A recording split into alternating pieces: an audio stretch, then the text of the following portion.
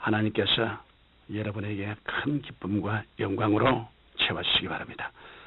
저는 오늘 새해에는 참으로 행복합시다라는 제목으로 여러분과 함께 은혜를 나누고자 합니다.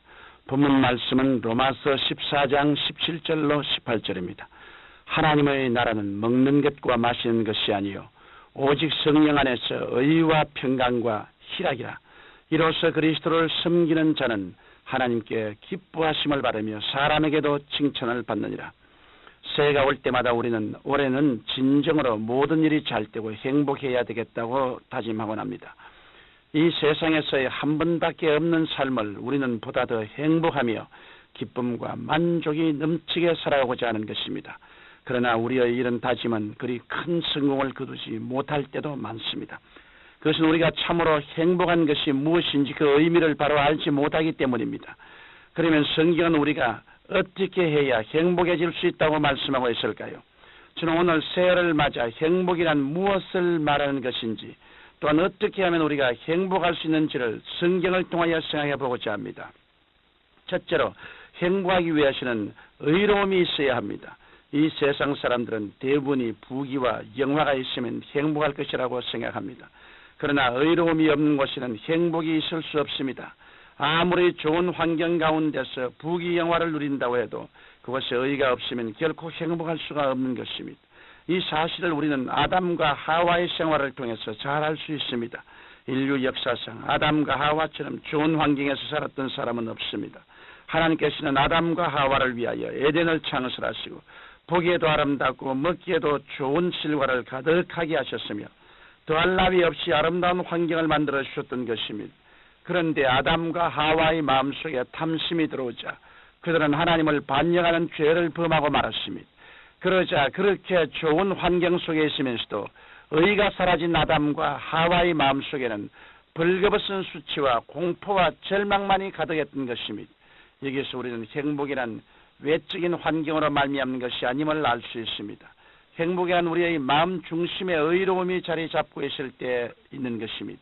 이러므로 의로움이 없는 곳에는 결단코 행복이 있을 수 없습니다. 돈도 지위도 명예도 의로움이 따를 때만 행복할 수 있는 것입니다. 그러나 아담의 타락 이후 우리 인간은 의를 상실하고 죄 중에 태어나 죄 가운데 살아가는 존재가 되었습니다. 성경 로마서 3장 23절에 모든 사람이 죄를 범하였으며 하나님의 영광에 이르지 못하더니라고 말씀하신 것처럼 모든 사람은 죄를 범한 불의한 존재인 것입니다. 따라서 하나님의 의도 없고 하나님의 영광에 이르지 못하는 비극적인 존재인 것입니다. 그러면 우리가 어떻게 해야 의로움을 가지고 행복하게 살 수 있을까요? 바로 우리의 의가 되신 예수님을 구주로 모셔야 합니다. 예수님께서 말씀하시기를 내가 곧 길이요 진리요 생명이니 나로 말미암지 않고는 아무도 아버지께로 올 자가 없느니라고 하셨습니다. 예수님을 구주로 모신 사람만이 모든 죄를 용서받고 의로움을 선물로 얻으며 주님 안에서 참된 행복을 누릴 수 있는 것입니다. 둘째로 우리가 행복하기 위해서는 마음속에 평강이 있어야 합니다. 사람이 황금을 태산처럼 쌓아놓았다고 하여 행복한 것이 아닙니다. 세상을 호령할 수 있는 지위와 명예와 권세를 가졌다고 하여 행복한 것도 아닙니다. 이런 외적인 조건들을 갖추었다 할지라도 이러한 것들이 반드시 행복을 보장하지는 못합니다. 이러한 것들은 보다 오히려 그 마음속에 평강이 임해서 평안한 낮과 밤을 지내는 자가 행복한 자인 것입니다. 그런데 이러한 평강은 우리가 하나님과 이웃과 화목한 상태가 되어야 얻을 수 있는 것입니다. 우리는 하나님과 이웃을 아무리 떨쳐버리려고 해도 이 세상에서 사는 동안 그것을 떨쳐버릴 수 없습니다. 우리가 어떻게 무소부지하신 하나님을 피할 수 있습니까? 그리고 부모와 처자와 이웃을 떠나 어떻게 살 수 있겠습니까? 그러므로 우리는 하나님과 화목하고 이웃과도 화목해야 합니다. 그리할 때 마음의 평강을 얻고 행복을 누릴 수 있는 것입니다. 그러면 우리가 어떻게 해야 하나님과 화목하고 이웃과 화목할 수 있을까요? 예수님의 십자가 보혈을 통해서만 가능합니다.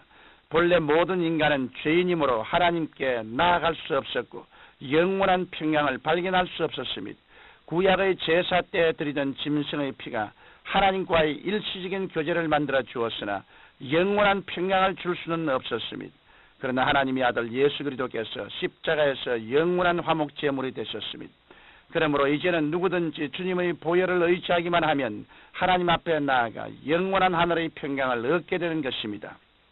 뿐만 아니라 예수 그리스도의 보혈은 이웃과의 화목을 위한 제물이 되십니다. 우리는 이미 예수 그리스도의 보혈로 용서받은 사람들입니다. 이러므로 용서받은 우리 또한 아내를 용서하고 남편과 자식과 이웃을 용서해 주어야 합니다. 이웃과의 화목은 우리가 이웃을 이해하고 용서할 때 다가오는 것입니다.